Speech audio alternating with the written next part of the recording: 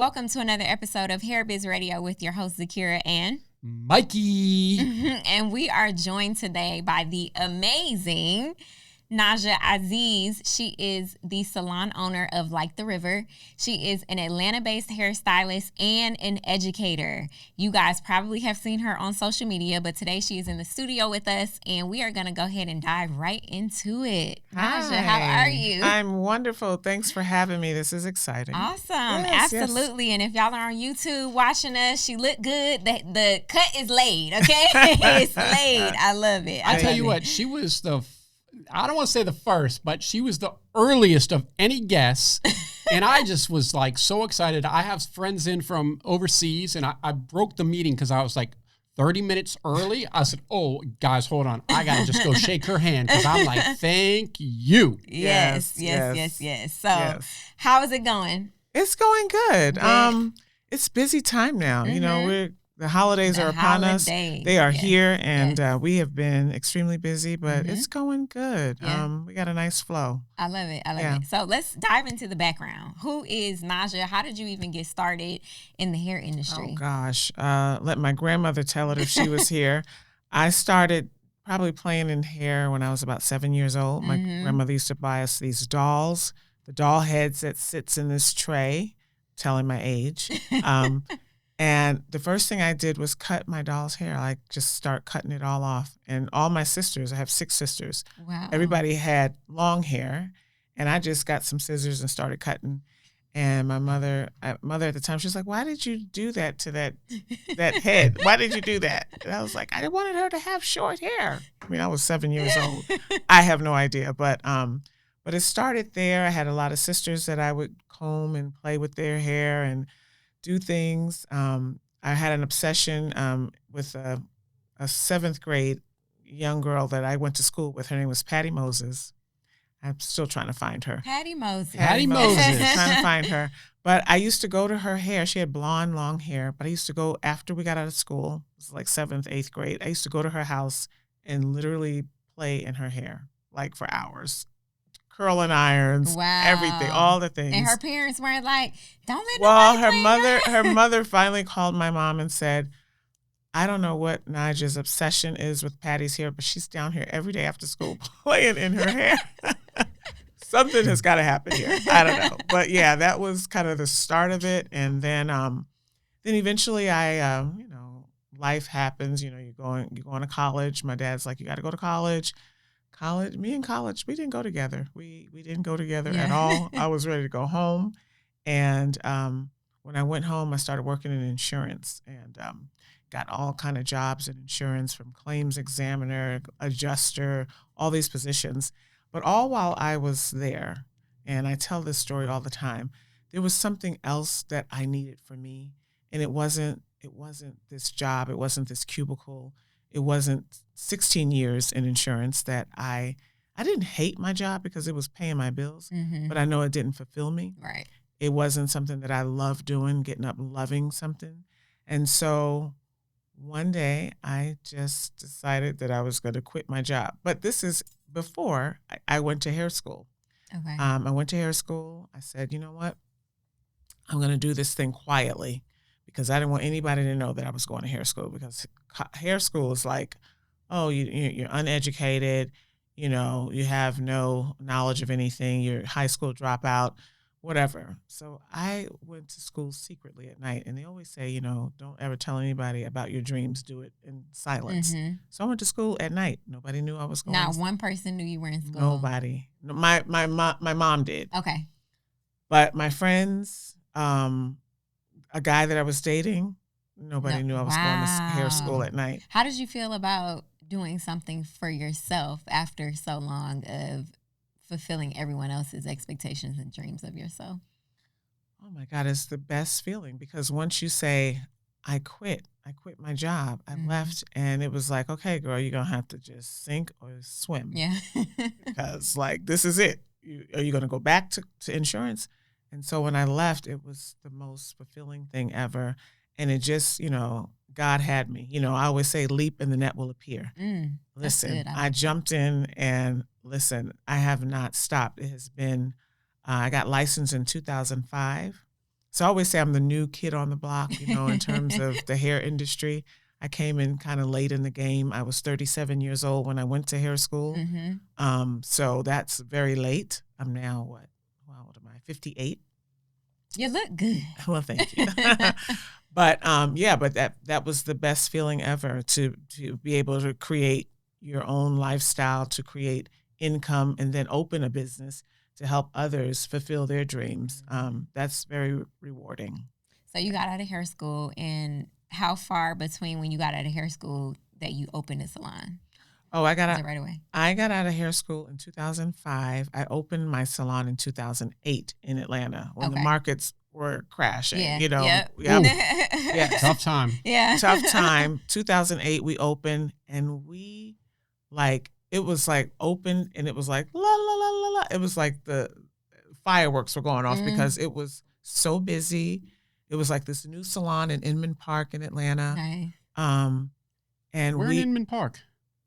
Right next to Inman Park Coffee.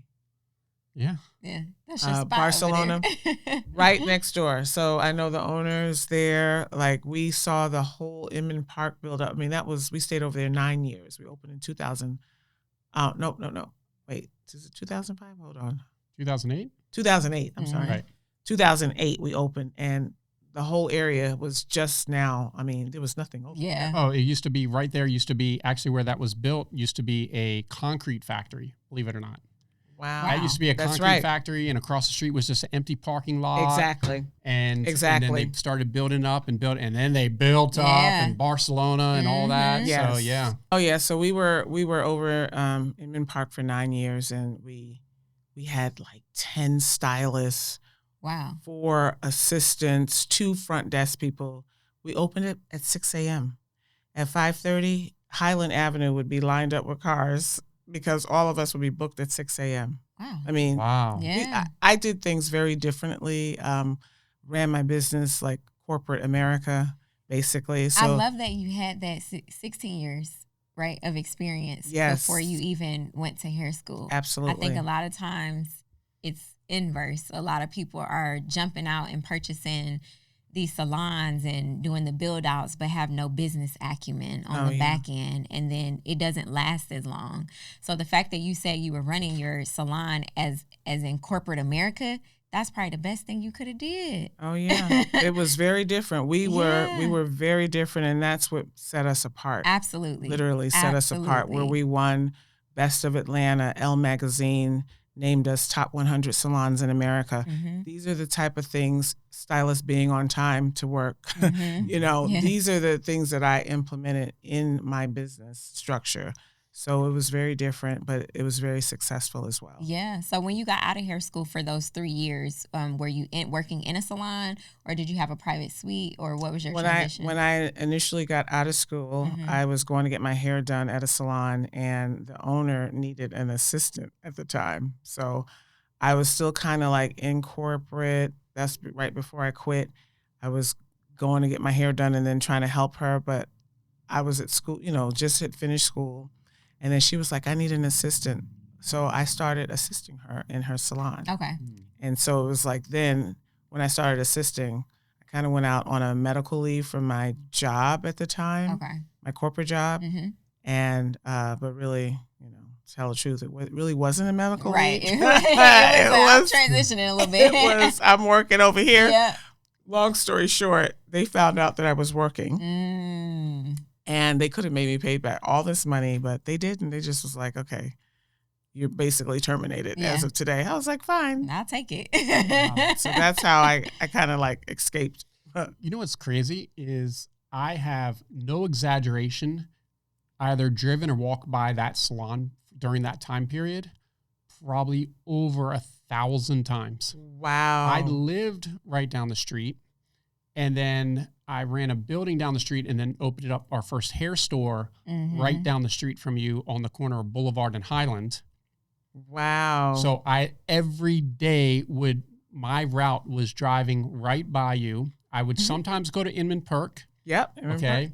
I used to work out at X3 Sports, which is right up there. It's I still did there for today. a short period of time. So like when it's just coming back, it's just so cool that wow, like I didn't know you personally, obviously, but at some point, like I saw you or something probably on the street or something. Yeah. Yeah, it's just interesting, a small world kind of thing. Yeah, I love that. So it went so well that what I did creatively, it sparked a lot of interest in a lot of stylists over, the industry. So people started reaching out to me asking, do I teach classes? And I was like, do I teach? No, I don't teach. I'm a hairstylist. I just do this. I had so many emails, so many calls, so many just questions about teach me what you're doing because it's very different. So I did. And so we were out also on Highland. I would book at least 25 stylists a month. It was called Beauty Beyond the Hair is my education platform for stylists. And we booked 25 stylists a month in the salon. We had a big, huge space on Highland. So I was able to get about 25 stylists in there to do hands-on cutting and business classes because that's what they wanted. Love that. The business classes, especially cutting. I need it. Yeah. The business classes, thank you. Business classes is what everybody needs. Okay, yeah, absolutely. That's what they need. Yeah. Yes. So that went super, super well. So really, that was back in about 2011 or 12 that I was really I have to say, just the first one really putting education out there and showing people what I did without hiding things and just sharing, genuinely sharing what I would do. And then, after that, which I love to say, then you start seeing a lot of that popping up now in the industry. You see a lot of people teaching and giving private classes and all these things. But yeah, we did that back in 2012. Wow. Yeah. So for someone who is looking to open up a salon and do it the right way, what are some things that you would tell them they need to make sure they start the foundation with? Well, I would say first get with an accountant. You need an accountant. You need an attorney. You need to live within that budget. Keep your overhead low as possible. I, at the time, wanted all the fancy things. Ooh, I have to have sparkly lights. I have to have this. I need a waterfall. I need this. No one's looking at that. No one's going to see these aesthetics. So you just have to remember to think low and budget yourself and don't spend all your money on a build out and keep your overhead low. But I also say that you should try to purchase, instead of leasing, make sure you purchase. Yeah, I was going to say the build out part, people I see spend so much money on some of these build outs. And I'm just like, that's not your space. Totally. That's not your space. Like, we spent a lot of money on this, but we own this property. And like our Tucker property, we own that property. It's why we spent all fortune on the place to make it beautiful because we own it. But we have a location in Smyrna. It's okay. It gets by. It has the things, but it's not like, because we don't own the space. Right. I mean, that's huge because even though, I'm going to be here forever. No, I mean, how many times a stylist is going to be there forever? Right. And they change like, oh my gosh, like style, that's a whole nother subject. But yes, that's important. So just, know what your budget is, spend below that and don't spend a whole lot on a build out, as you said. Yeah. So was there a leading up period to opening the salon, or was it a very quick transition from I'm working in here, I want to open a salon, I'm doing it? There wasn't a quick one. I just know that my sister came to me and she said, you can do this. You need to open up your own salon. You need to not be working in somebody else's salon. And I was just like, you think I can? Oh my God, I don't know anything about ownership. What am I supposed to do? But, with the help of family and all of that, we opened that huge location on Highland. You remember how many square feet it was? It was 2,200 square feet. Yeah, good size. Yeah. I love that. We had 10 stations. We had a huge front desk that just like this, everything was just massive in there. Yeah. But so my sister kind of encouraged me to do my own thing. And so I did. I just took that leap. Yeah. And it was scary. Oh my gosh, yes, it was scary. I was sometimes, even today, sometimes I'm like, oh my God, what's happening? Because we're so booked now and it's scary, but you just have to keep going. Those scary moments, you have to go and pray about it and keep it moving. Absolutely. You have like an operations book. We put together operations procedures. So as long as I have my book and I know what I'm supposed to be doing, I'm gonna continue in that. Mm-hmm. You know, a lot of times we don't. Stylists don't have. They just get out of school and go into a suite and be like, they just want to make some money. There's no operations. What are your systems? There's no systems in place. You know, everybody's just trying to get some cash and, you know, go to the mall for the weekend. Yeah. You know, that is not what it is. Mm-mm. It's like about saving and investing and putting money back into your business, because you have to consistently build your business. You have to, you know, something is going to break. I remember one time, oh my God, we had a hot water heater. Mm-hmm. Oh God, a hot, oh. Yep. That made me want to say I want to go back to corporate today. Today. We had it went out during the holidays. I don't know why at the end of the year things go out. And it's usually right at the end of the year, we had a hot water. The water heater went out. We had no hot water in the building. I had called all the engineers. I have called all the plumbing, everybody I could call. We still couldn't get hot water. Wow. And then here's the thing is, I called the water company and I said, how much water are we using? Why do we run out of hot water? She told me something like, we've never seen any amounts of water, not even at restaurants. Wow. This hair salon is using more water than I've ever seen in my life. This is something ridiculous. Per whatever it is. That was a good problem to have, though, because that means y'all were washing a lot of hair. But then that's what I'm thinking there was a bigger problem. Instead of the tears, because I mean, one day I just went outside. I was like, I'm not a water heater. Yeah. I can't do anything for these people, because all the stylists are looking at me. The water is cold. The water is cold. And so I had to go around with the clients. I'm so sorry. It was just a mess. But then once I got on the phone with the water company and realized this problem is actually could be a good problem, because you're doing so much business that what you have is not keeping up.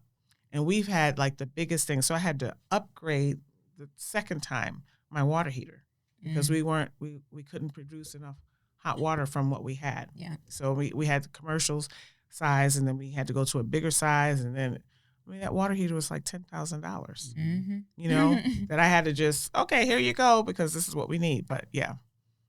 It's interesting you said something that really kind of sparked something that we had a guest on here. Good friend of mine, Zakiyrah knows him pretty well too. His name is Kendall Ficklin. He might even be her dad. And he said something exactly, but to make it so people can really understand, is you have to keep putting money into your business. And I'll never forget, during the episode, he said, your business is like a baby, especially in the beginning. And what do you do with a baby? You have to always keep feeding the baby. And feeding the baby is, think of money to your business is feeding the baby. If you want that baby to grow big, like everybody does in business, you have to keep feeding the baby. But the problem is, a lot of times people, especially in the hair industry, they'll start making some money. Sometimes it's cash. Cash spends real easy. And it's like, oh, I'm on this trip to Cabo, or I don't know, Tulum these days, right? So I'm like, and Tulum and this. And I'm like, well, you just made money. Like, pump the brakes a little bit. Let's put a little in the pocket, a little savings, little cash reserve, because things are going to come up, right? Cash reserve. Always. You're going to need it. You're going to need it. Absolutely. And things, especially if you're running a bigger operation, if you have several stylists and you're running a big operation, you have to put away. You have to save. Absolutely. It's imperative. I think you're going to need it at some point. Oh, whether it's tomorrow, whether it's next year, whether it's in 5 years. Right. You're going to need it. Yeah. And there's no like 800 number that you can call. Hey, I just need, I need some money today. No, absolutely not. That easy. No. I want to circle back to the team, because I know you said you had a lot of stylists or a team when you first opened the salon. Yes. So I know a lot of people's fear is having a consistent, sustainable team, even being in business, going through people and teams an extensive amount of time until you find the right team that fit. Did you have those problems, or were you just blessed with a team that was like... You know, initially we had great team. I think I interview well. Okay. I hire happy. Oh, I like that. I learned that from someone. Do you fire fast? And fire fast. That's a good one. Yeah. Hire happy, fire fast. Pivot quickly. But I had a good team. But then here's the thing. with most stylists. When they start making money, Mm-hmm. you know, now it's like, oh, I'm making all this money. But you're only making this money because you're under, you know, Correct. a company, you're under a business that is structured. You can't go out and make this because you're not structured. You need structure. Most stylists are artists. Like you said, they have not completed high school. This is all they have done. They haven't gone to corporate. So they don't have that structure.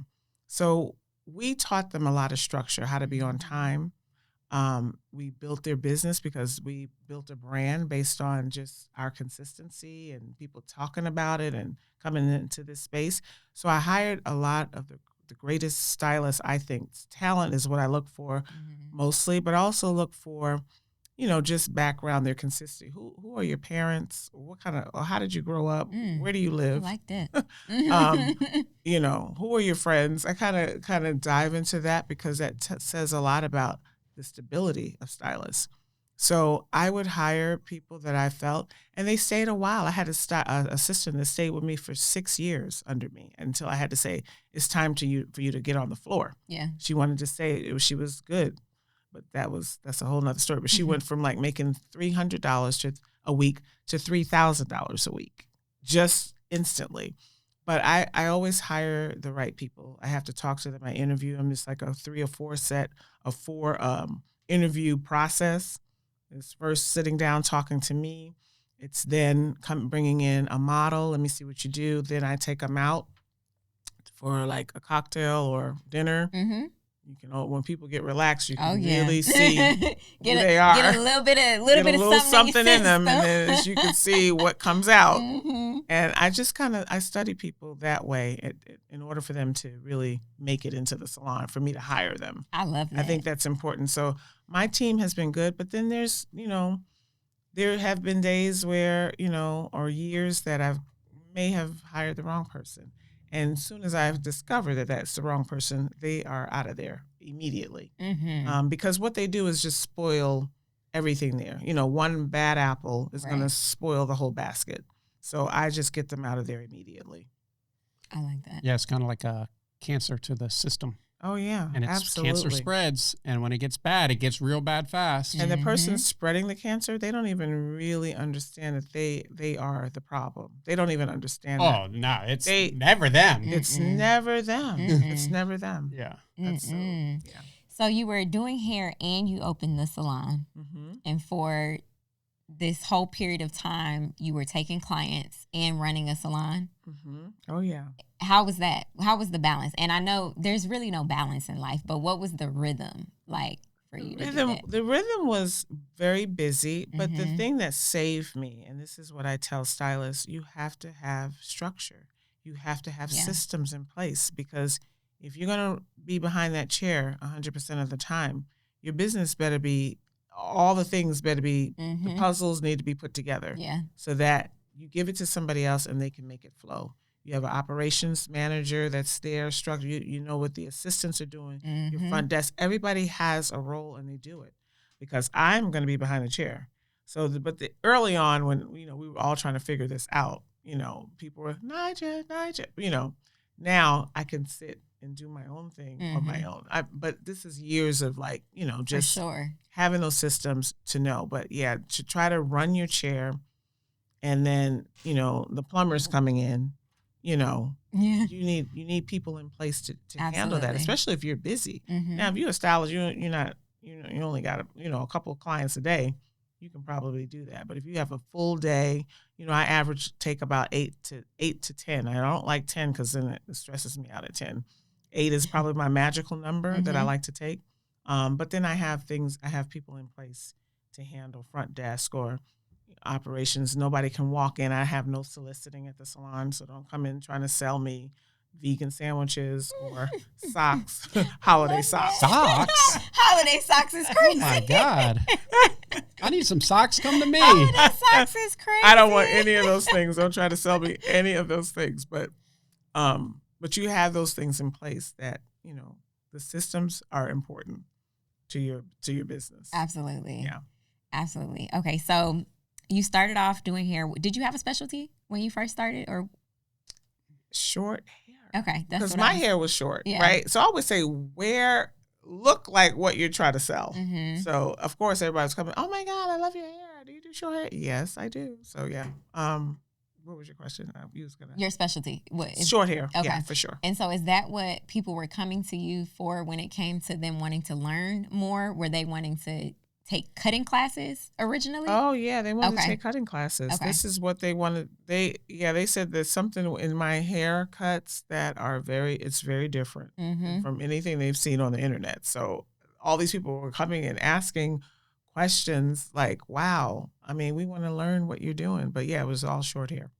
And what was the internal feeling? Because it seems like stuff started happening really, really fast. Like you open a salon, you start blowing up on social, magazine, media, everything. Yeah. What was the internal feeling as everything was kind of coming together? And you know what? happening? I never, and even today, I never stop and pay attention to all that. Yeah.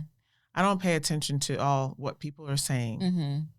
The woo, girl, you blowing up, because that goes into your head, and then you think that you're walking around. No, I stay humble. I'm very calm. I'm very cool. When people see me out, there's always like, oh my God, I follow you, and I'm like, how are you doing? And I'll give them a hug or whatever. They want to take a picture. It's like that, but I'm low key. It never did anything, honey. My parents always, stay humble at all times. Okay, do not think that you're this or that. I mean, I had the opportunity to travel with billionaires, and literally, that even kept me grounded. It's just, you just don't blow up in your head yourself. You let people talk about you, but I don't. I just thank you, and that's about it. I love that. So that transition into, is it beauty behind the chair? Beauty beyond the hair. Beauty beyond the hair. Okay, let's dive into that. I know you said that that came about because people just were swarming you. They were wanting to learn and everything. But how did you transition into education? The people put me on the platform. Mm-hmm. I think naturally I'm a teacher. I think I grew up with a bunch of sisters, and the two younger ones, I was always ordering them around. Oh yeah, absolutely. Being the boss.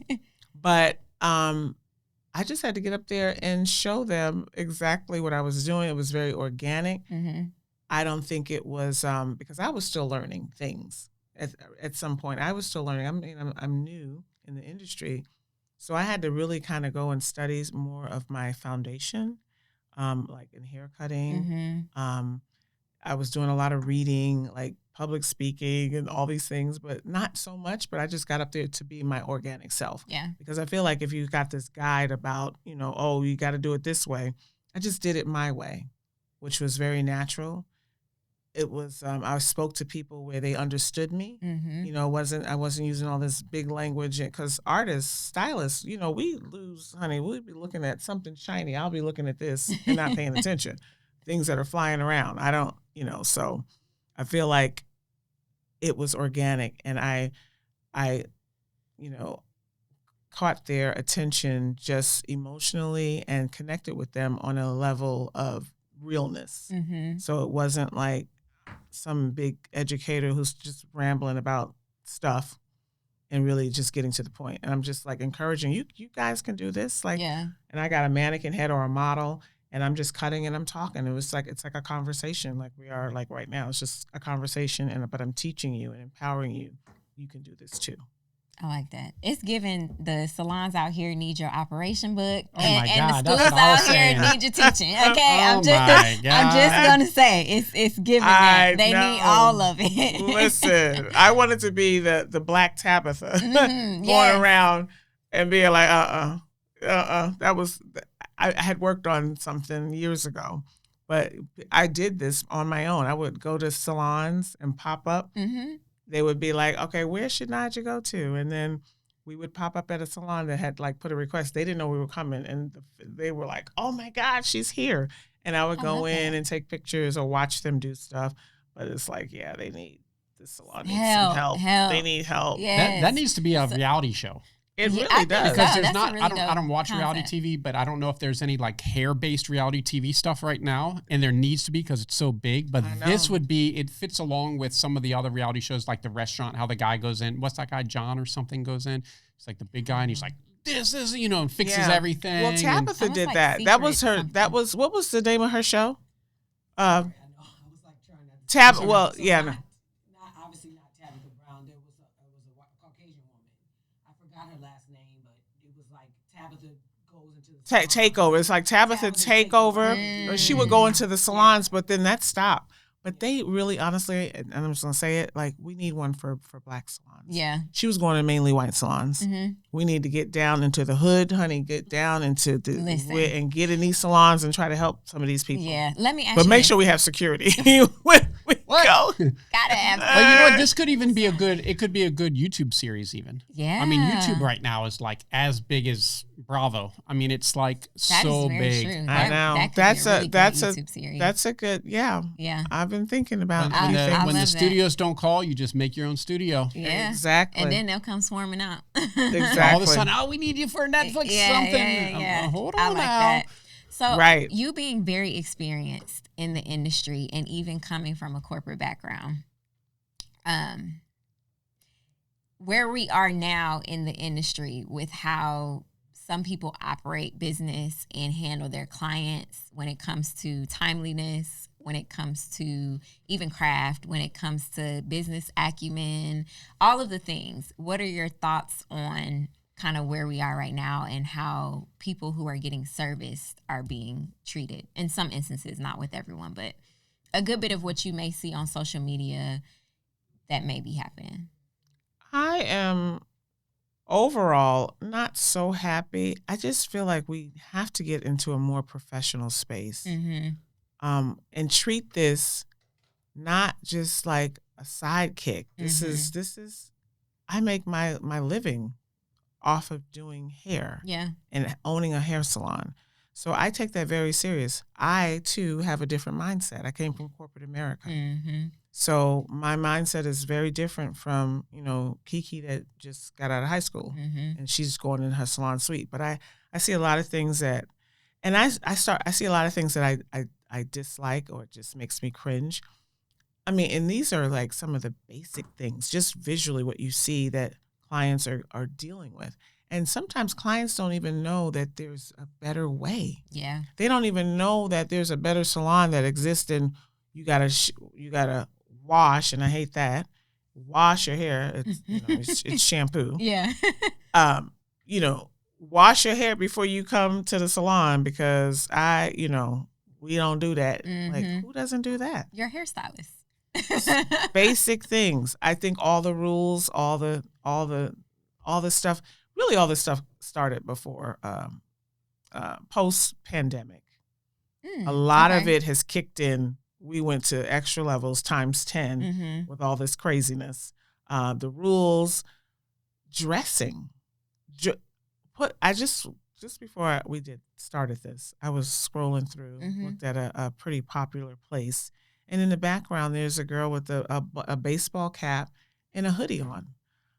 Don't dress that way. As a stylist. As a stylist. Okay, yes. I don't even care if you're an assistant. You are in a place, an establishment of a business. You're providing a service, and you need to look the part. Absolutely. It drives me nuts that we just put hoodies on and leggings or sweatpants and show up to work. I'm going to put my jacket on. You know what I'm saying? Yes. I'm putting a jacket on, my collar, my lips are going to be shining, my skin is moisturized, my eyes are concealed. I'm ready for Miss Johnson because Miss Johnson's probably going to pay $500 today. And you want to look like what you're serving. Yes. If you want a high-end, somebody's always asking me about a high-end salon. I got that question through the years. How do you get high-end clients? Well, first of all, let's start with you. I mean, in your place, what does it look like? Have you cleaned the salon? A lot of things that are out there are just really, really heartbreaking. Just because we don't know any better. Yeah. And no one has taught us any better. So. And that's why I said they need your operation manual. Exactly. They need it. So yeah, a lot of those things that I see now are just. It was very disturbing. I was scrolling on TikTok the other day, and a young lady went to go get her hair done at a salon, and she was texting back and forth with the stylist, and she gave her a price. She told her how much it was going to be and what time she could come. She went, showed up, got her hair done. did her hair. At the end, she tried to charge her more. And so she was saying, well, this is what I was told the price was. The stylist literally yanked her hair, and some of her hair came out, and it became a whole thing. And I was like, there is absolutely no way that you are in a hair salon servicing a client and it got that bad over $30. Wow. That wasn't, you were in the wrong as the stylist. Wow. Well, first of all, there are signs of is this the right place that I need to go to? Let me start by text messaging. Mm-hmm. Text messaging a stylist and talking about pricing through a text message is not what you want to do. You want to have a system set up. Yeah.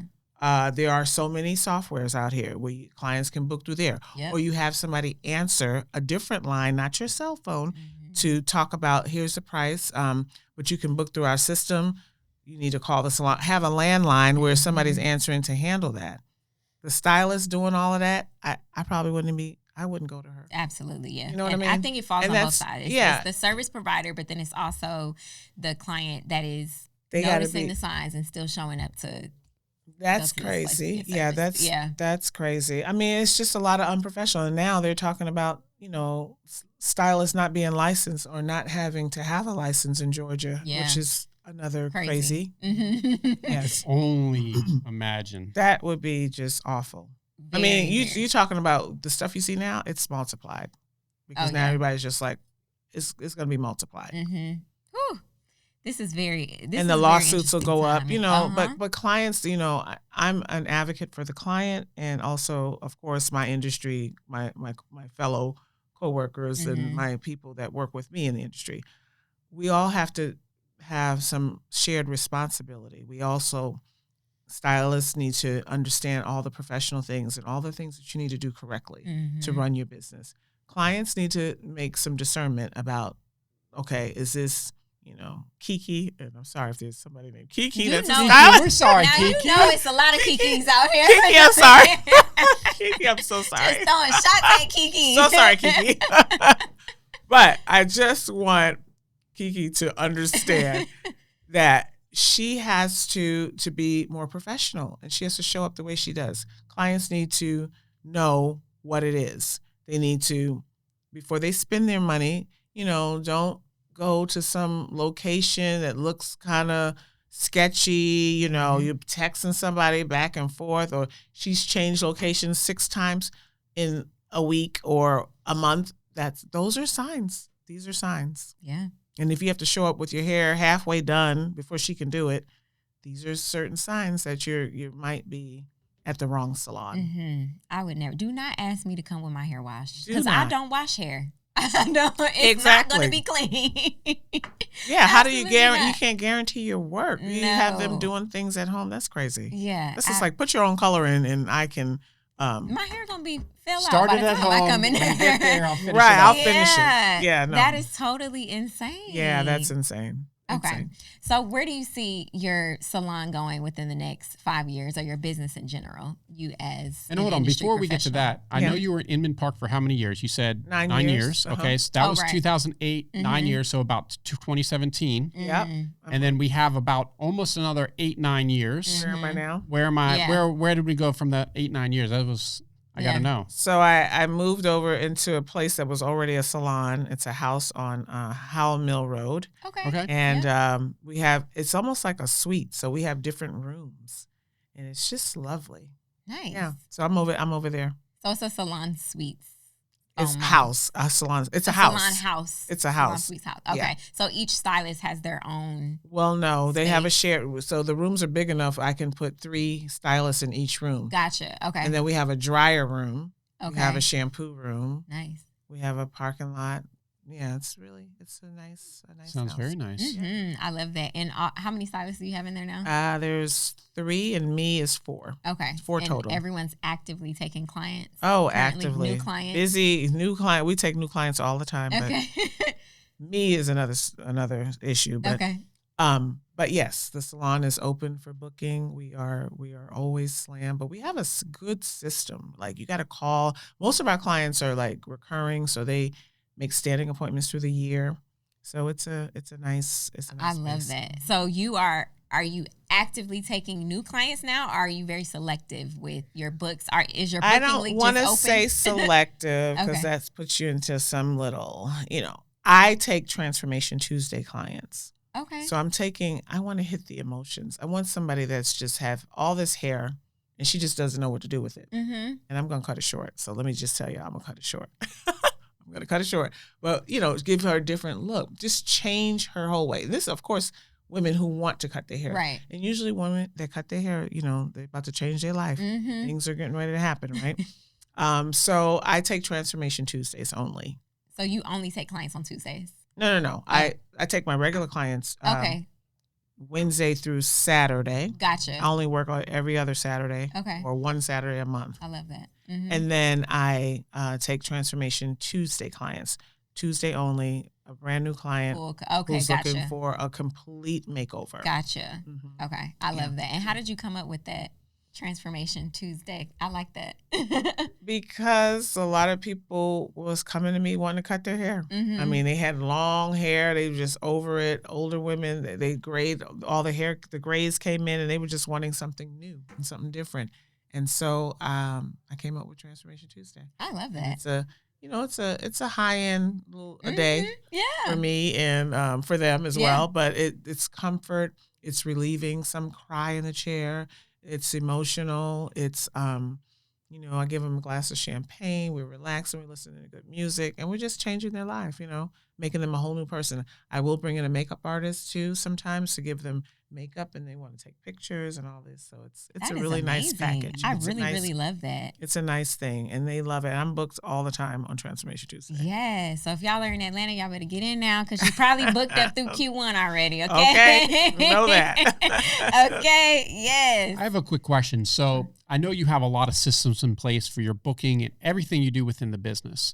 And for the younger hairstylist that is trying to do the systems, but then they have clients that just do not want to follow the systems. And it's always one of those things where in a lot of industries, you have to somewhat train your clients. Mm-hmm. What is some advice you would give to that younger stylist that's listening to you and says, wow, this makes sense. I need to have everything systematized because I would love a better business and I'd love my life to be easier and eventually it'll be better for the client. What's some advice when the client just doesn't listen? They just keep wanting to text that appointment or like the pricing and other kind of stuff. Might not Well, be you gotta attract the people that you really want in your chair. And so if you have these resistant clients that don't want to follow your rules, sometimes a firing could be that client. in order to fire that client. But just let them know that you won't be able to service them if they don't go by the way that your systems that you have in place. You want everybody to be on the same page. So you don't want 2 or 3 that are bucking the system, and you have to stand your ground. You are the operator behind your chair. You are the pilot behind your chair.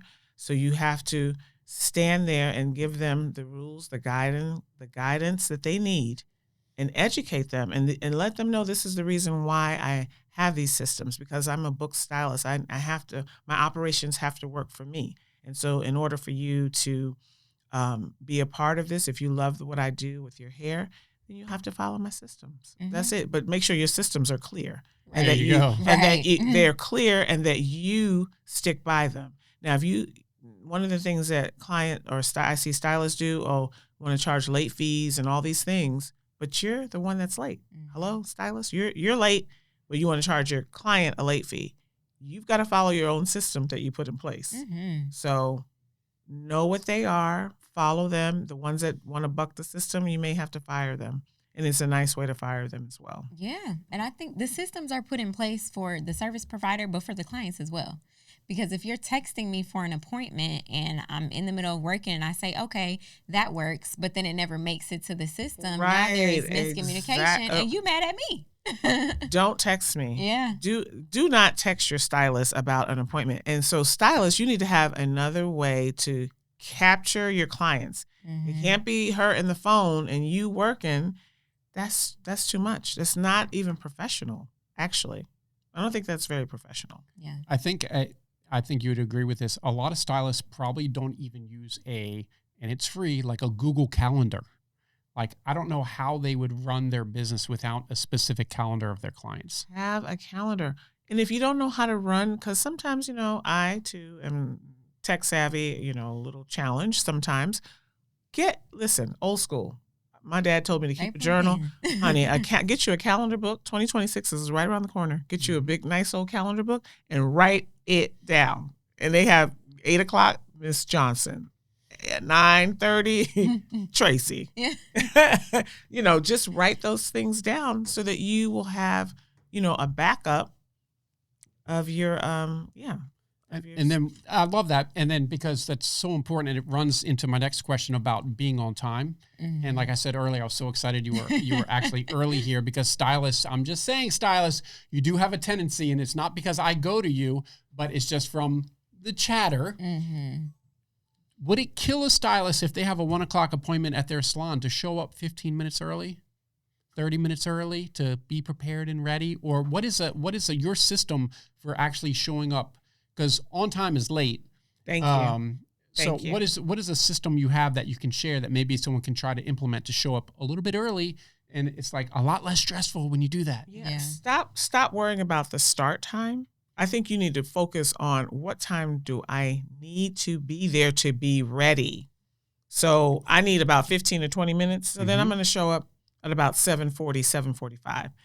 Showing up you have an 8 o'clock appointment, and showing up at 7:59 does not give you any time to prepare yourself. You're running in, you're turning. First of all, we're in the fall, you're ready to go to winter. Mm-hmm. You need to warm up your business. You need to warm up your hot towels, because we give hot, nice lavender towels, steam towels. I love lavender. Yeah. We need to warm that up. We need to get the coffee brewing for the client. We need to set yourself up for success. Set up for success. That way you're not running in, flying around, trying to go get your coffee, trying to go get you a bite of your biscuit that you just purchased. It makes sense that you arrive early. It's so much calmer. Mm-hmm. You try it. If you arrive 20 minutes early before your start time, you will know that you're going to start your day. It's going to be so peaceful, so calm. Yes, Mm-hmm. absolutely. Yeah. So our systems is that they're supposed to get to the salon, the stylist, at least 15 minutes prior to, my assistants 15 minutes prior to their start time, so they can have everything set up in the salon. I like that. And when it comes to, for the stylist in your salon, when it comes to actually booking out appointments and you have the staggering clients coming in, do you have a good flow for one client is in the chair and you have another client coming in for an appointment? They're not waiting too long to be serviced. Waiting is, it scares me. Mm-hmm. Waiting, I don't like looking at clients waiting. So we have a system, 8 o'clock. So we have 8 o'clock, 8:45. Usually 30 to 45 minutes when the next client is coming in for the next cycle. We have assistants in place. A lot of problems that I see now too, stylists, because they're too cheap or they don't want to spend the money on an assistant. Mm-hmm. So you have clients showing up and everybody's sitting and waiting. Everybody's waiting and waiting and waiting, and nobody's got started. Let's say the stylist is late. So now all these people are sitting here, 5 people, because she said, everybody come 10 minutes. In 10 minutes, 8:10, 20. Mm-hmm. That's crazy. Oh, yeah. So we do have a system where it's like a 8:30 or 8:45, like 30 to 45 minutes for the next client to come in. Got Everybody's that. not stacked up on each other. Okay. I love that. I remember it was like years ago, I was first finding a stylist and looking for a stylist in Atlanta. So it was my first time going to this particular stylist, and I waited for over an hour and a half. Oh, my goodness. And I waited over an hour and a half, and the normal me would have walked out. Yes. But I had a flight to catch the next day. So I was like, I am trapped. There is hostage, held hostage. Yes, I was so angry, so upset. Like, oh my God, this is ridiculous. I don't know why we continue. This is 2025. I don't know why we continue to do this type of business with our clients. Mm-mm. It's not fair. We need to put out our fires. I always talk about, if you got all this going on in the back, fire, then you cannot properly serve or professionally serve your clients. You got to put your fires out. Mm-hmm. You got to put them out, so that way you can show up in a way to be able to serve and be on time, have all the products that you need, and ready to perform. Yeah. Yeah, and you perform how you show up is how you're going to perform. So if you're always late, you got running around, you got to drop the kids off, somebody did this, all these excuses. You think that haircut is going to be amazing? No, probably not. Yeah. It's going to be off. Yeah.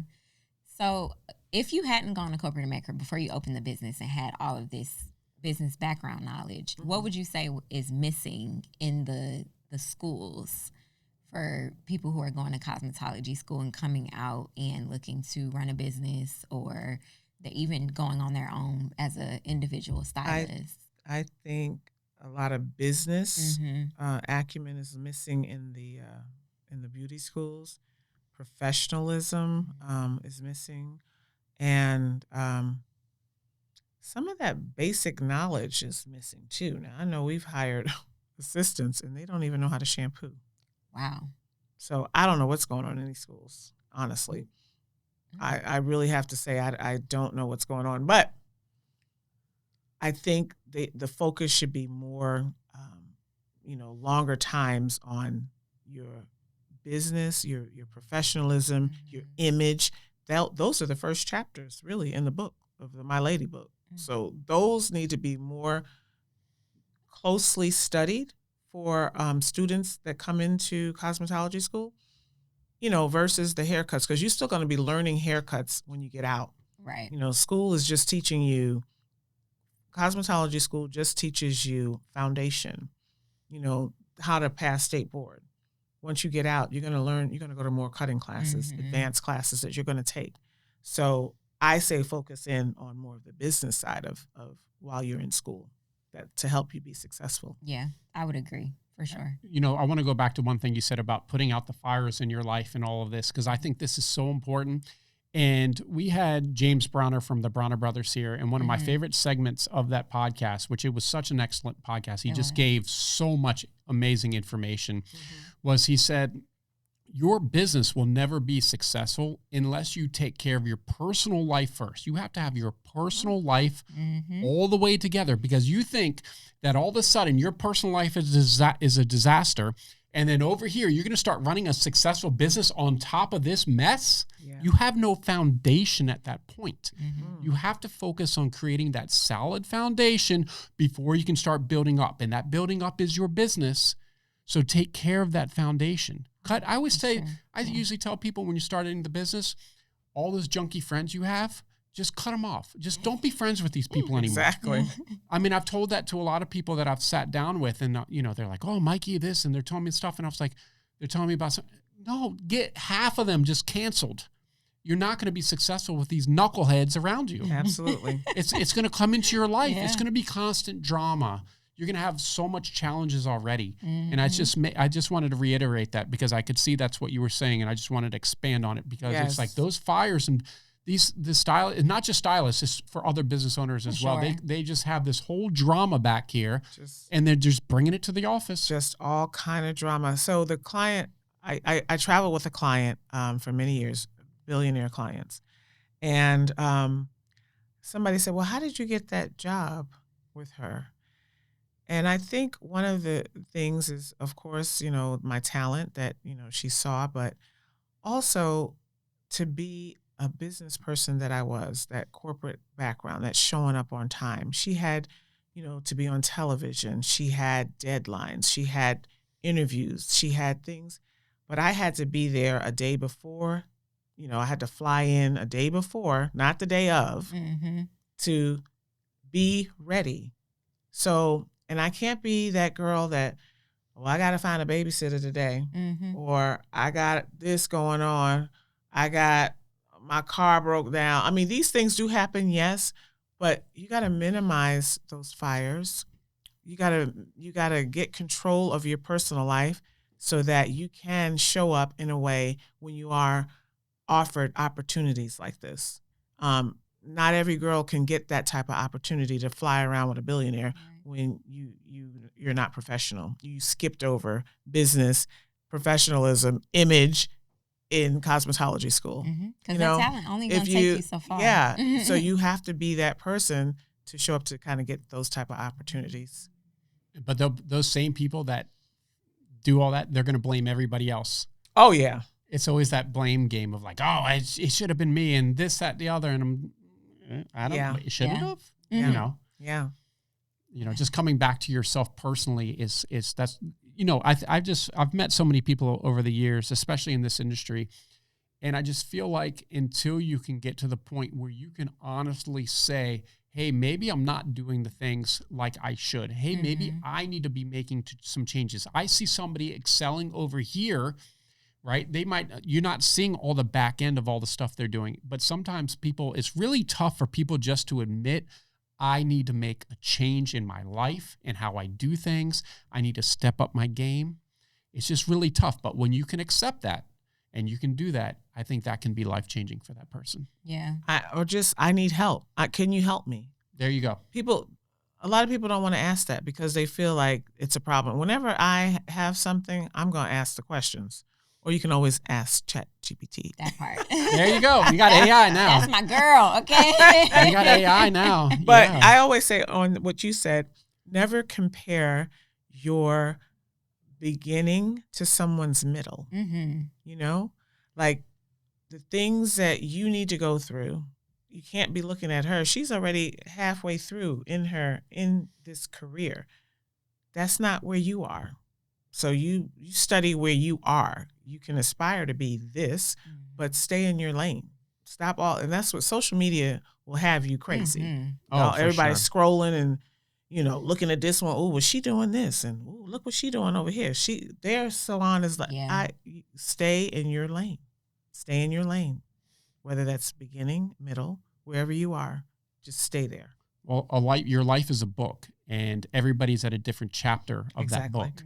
And if you're on chapter 1 and you're looking at someone at chapter 10, right? I mean, you can look at this podcast and we have some of the most amazing guests, right? We've been doing this 9 years. So if you just started your podcast and it doesn't look as good, you should see the videos. You should see the videos when we started in 2017. Right. And thank you for the guests that showed up in 2017. Yeah, we did have some good guests back then, but it was a mess.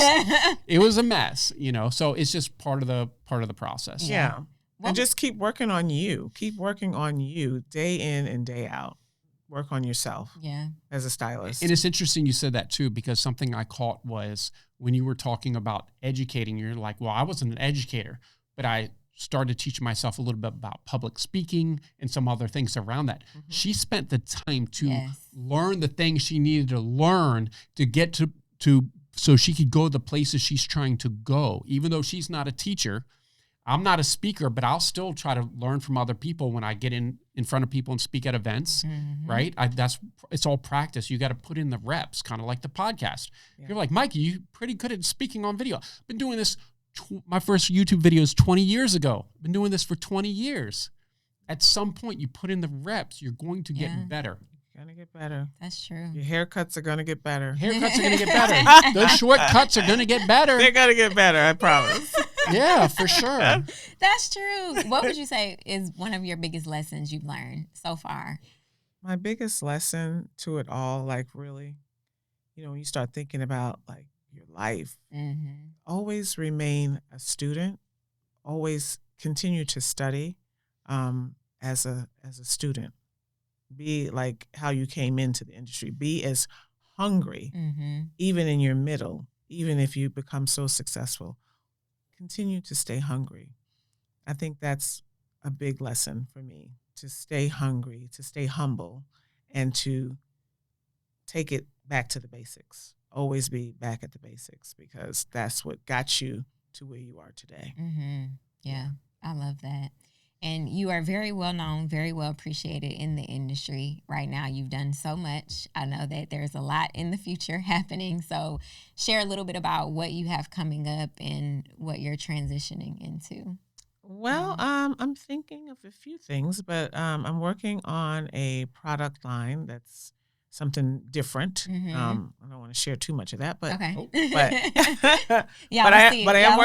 am working on a product line. I'm working to do more pop-ups. We've done really successful internationally. I did see that. Yes. We went to London, and that was so amazing. Yeah. So I want to work and do some more teaching and educating internationally to our brothers and sisters Yes. internationally. Who need it? Yes.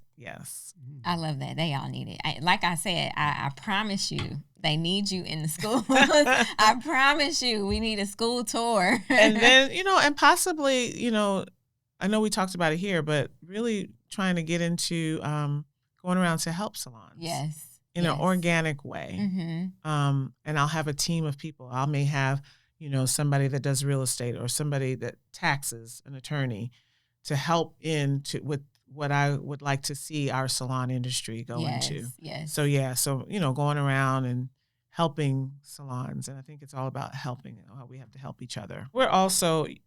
I'm also offering different classes, business and technical training through my Instagram page. You can sign up, and if you're interested in some technical training, and I know we need business. I know we need that. So that is offered on my Instagram page if you want to sign up for that. I love that. Yeah. My last question for you is, I know earlier when we were talking, you said you never really stopped to celebrate yourself for all the things that you've done in the industry. But if you could go back, what would you tell that little girl who is now looking at where you are today? What would you say to her? Oh, wow. Like my mom, live your best life. Yeah. Live your best life. Yeah. Good teary. Yes. I lost my mom last year. Oh, I'm so sorry to hear that. So I know she would say, live your best life. Mm-hmm. She always told me, enjoy these moments. Mm-hmm. Enjoy these moments, when I was traveling with a client. Mm-hmm. Enjoy these moments because you won't have, life is short and life is long, or life is short, and what you do today, enjoy every moment of it. You get to travel and see the world. You get to do, hair and be on television and do all these things. I love that. And I know that she is very proud, very, very proud. And it's here, right here. We feel it all right here. Yeah. Yes. So thank you so much for joining us today on the podcast. When I tell you I love your story, it's amazing. I love everything that you're doing within the industry. I know. All good. Yes, where can people find you online? They can find me at Naja Like the River Salon. Yes. And another thing, I'm sorry, I got hacked in 2020. Well, we were all at home. I was playing in my phone, having a glass of wine. I had 289,000 followers. All disappeared in one blink of the eye. It just disappeared, hacked.